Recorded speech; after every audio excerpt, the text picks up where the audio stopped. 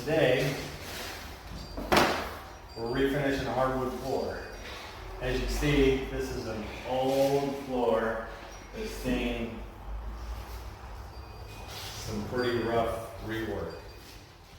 Someone polished shades over top of a actual nice looking hardwood floor. So today we're going to fix it. So we're going to show you how we do this, and hopefully maybe when you come to a project like this, you can do it yourself. The way we're going to start this, we're using a drum sander. If you look inside here, we got a drum, and what's on there, it's like a belt sander, but it's a little bigger. And this here's 24 grit. We'll use that to get our first grip, just to get the surface of this off. And then I'm going to go down to a 36, and then we'll go down to an 80.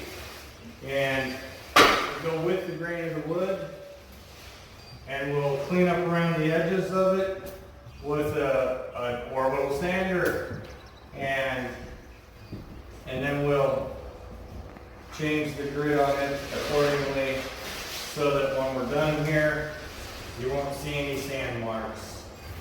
Anyway, I'm going to run this through real quick while the machine's off, but you push this forward to drop sander. You see how that drops?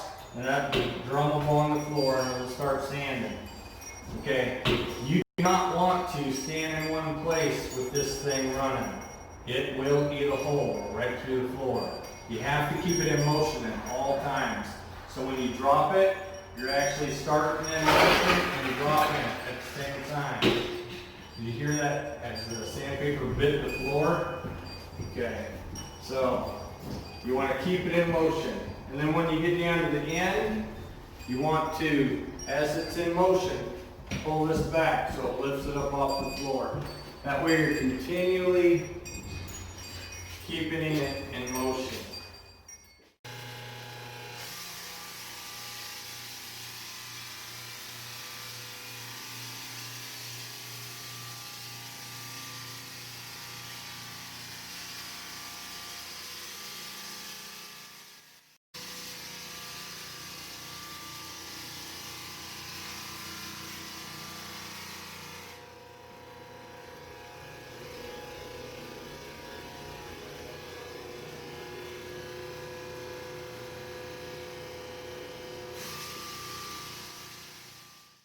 Now that you got it all sanded, you just cut in the edges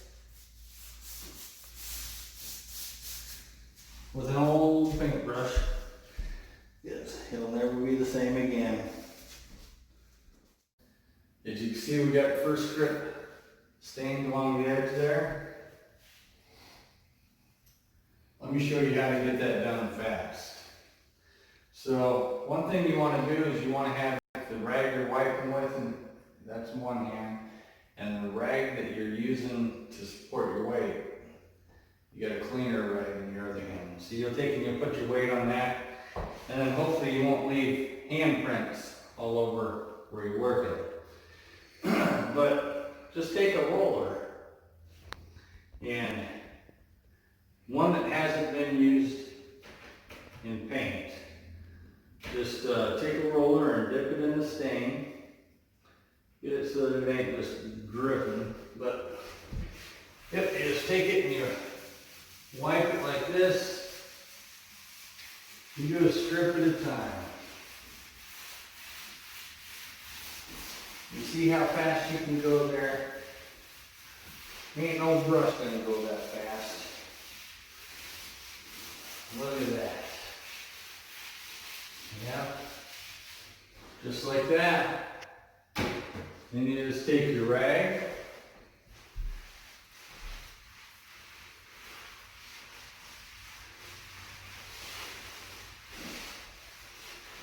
clean it up,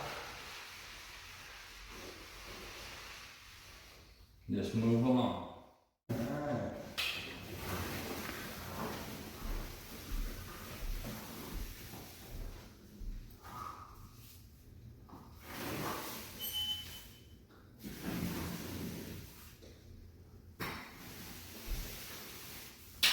Just cutting in the edge with the roller, then I'll take a brush and I'll run around behind me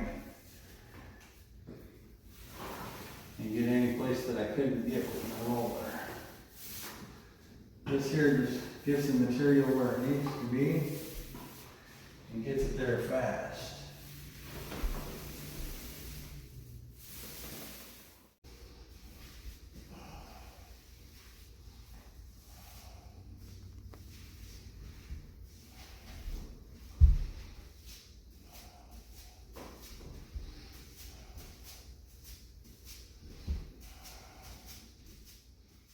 We've got the floor stained, we've got first poly on it, and when you get first poly on it, it'll have, well, it'll almost be like you wetted it down with water. It'll have a bunch of little pokies on it. So what we do is we scuff it. We're just knocking off those little peaks, and with that we just use some higher grit sandpaper. We're using 150 just to knock off those peaks. We're not aggressively sanding it, we're just scuffing it. And then we'll take and put down another heavier coat of poly. The first coat of poly is just a light coat, so you might see some little spots that are looking a little dry, but they're actually sealed up. They just need to be filled up now. So we'll scuff them, and then we'll take the coat of poly again.